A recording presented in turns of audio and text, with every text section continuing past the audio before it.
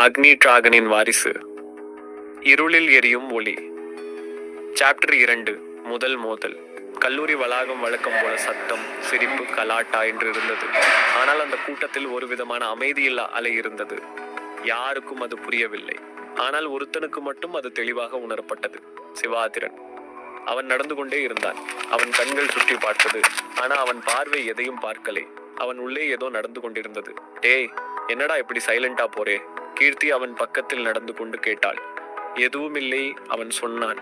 ஆனால் அந்த வார்த்தை வெறும் பொய். அந்த நேரம் அவன் காதில் ஒரு சத்தம். அவன் வந்துட்டான். சிவாதிரன் திடீரென்று நின்றான். என்ன ஆயிற்று? கீர்த்தி கேட்டாள். நீ கேட்கலையா? அவன் மெதுவாக கேட்டான். என்ன? யாரோ பேசுற மாதிரி. கீர்த்தி அவனை சற்று கவலையோடு பார்த்தாள். டேய், நீ சரியா இருக்கியா? அவன் பதில் சொல்லவில்லை. அந்த நேரம் கல்லூரி மைதானத்தின் ஓரத்தில் நின்றிருந்த அந்த கருப்பு கோட் மனிதன் மெதுவாக முன்னே வந்தான். அவன் நடை சாதாரணம் இல்லை. அவன் நடக்கும் இடத்தில் காற்று இட்செல்ஃப் குளிர்ந்தது. அவன் கண்கள் சிவாதிரனை மட்டுமே பார்த்து கொண்டிருந்தது. ஃபைனலி, அவன் மெதுவாக சொன்னான். சிவாதிரனின் இதயம் வேகமாக அடித்தது. அவன் திரும்பி பார்த்தான். அந்த மனிதனை பார்த்தவுடன் ஒரு வினாடி அவன் மூச்சு நின்றது. நீ யாரு? சிவாதிரன் கேட்டான். அவன் சிரித்தான். அந்த சிரிப்புல உயிரே இல்லை. நீங்க கேட்கறது லேட். அவன் சொன்னான். நான் நீண்ட நாளா உன்னை தேடி வந்திருக்கேன். கீர்த்தி இடையில் நின்றாள். எக்ஸ்கியூஸ் மீ, யாரு நீங்க? எங்களுக்கு ப்ராப்ளம் வேண்டாம். அவன் அவளை ஒரு நொடிக்கு பார்த்தான். அடுத்த நொடியில் அவள் உடல் அசையாமல் நின்றது. கீர்த்தி. சிவாதிரன் கத்தினான். அவள் ஃப்ரீஸ் ஆகி நின்றாள். கண்கள் திறந்தே இருந்தது. ஆனா அவள் அசையவில்லை. அவளை கவலைப்படாதே, அந்த மனிதன் சொன்னான். இது உன்னுக்கும் எனக்கும் நடக்கிற விஷயம். நீ என்ன பண்ணே? சிவாதிரன் கோபத்துடன் கேட்டான். நான் எதுவும் செய்யல. உன் உலகம்தான் மெதுவாக உடைந்து கொண்டிருக்கு. அவன் கையை தூக்கினான். அந்த நேரம் சுற்றிய காற்று கருங்கலர்ந்தது. நிழல்கள் தரையில் இருந்து எழுந்தது போல தோன்றியது. நீ யார் தெரியுமா? அவன் கேட்டான்.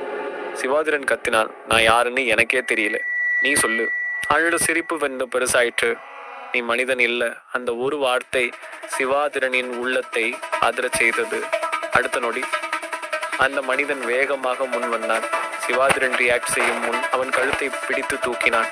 உன் உள்ளே இருக்கும் சக்தி, அது என்னோடது. அவன் கத்தினான். சிவாதிரன் மூச்சு வாங்க போராடினான். அவன் கண்கள் சிவந்தது.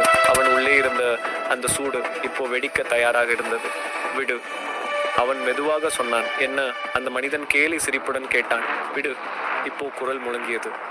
அந்த நொடியில் சிவாதிரனின் உடலில் இருந்து ஒரு வெப்ப அலை வெடித்தது. அவன் கண்கள் முழுக்க தீ போல பிரகாசித்தது. அவன் கையை உயர்த்தினான். திடீரென்று தீ அவன் கையிலிருந்து பாய்ந்தது. அந்த மனிதன் பின்னால் தள்ளப்பட்டான். சுற்றியிருந்த தரை கருகியது. கீர்த்தி மீண்டும் அசைந்தாள். அவள் தரையில் விழுந்தாள். சிவா. அவள் பயத்துடன் பார்த்தாள். அவன் அவளை பார்த்தான். ஆனா அது அவன் இல்லை. அவன் கண்களில் மனித தன்மை இல்லை. அது வேறொரு உயிர். இதுதான். அந்த மனிதன் மெதுவாக எழுந்தான். அவன் முகத்தில் ஒரு சிரிப்பு. அக்னி டிராகனின் வாரிசு.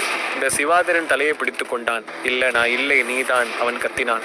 அந்த நேரம் வானம் திடீரென்று இருண்டது. ஒரு ஒளி கீற்று கீழே விழுந்தது. அந்த ஒளிக்குள்ளிருந்து ஒரு பெண். அவள் தரையை மெதுவாக தொட்டாள். அவள் கண்கள் தீவிரம். அவள் கையில் ஒரு ஒளிவாள். இவனை நீ தொடக்கூடாது, அவள் குளிர்ந்த குரலில் சொன்னாள்.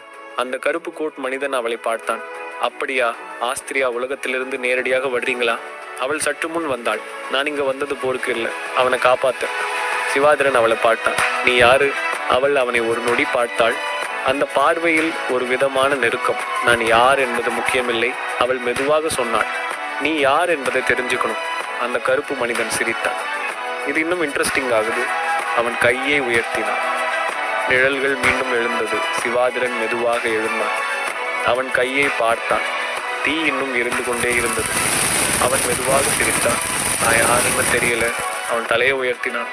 ஆனா நான் பயப்பட மாட்டேன். அவன் முன்னே நடந்தான். என அந்த பெண் அவனை பார்த்தாள். அவள் கண்களில் ஒரு நம்பிக்கை. அந்த மனிதன் கத்தினான். அப்போ வா, உன் உண்மை என்னன்னு பார்க்கலாம். அந்த நொடியில் தீ, நிழல், ஒளி மூன்றும் மோதினது. அது ஒரு சண்டை மட்டும் இல்லை, அது ஒரு தொடக்கம்.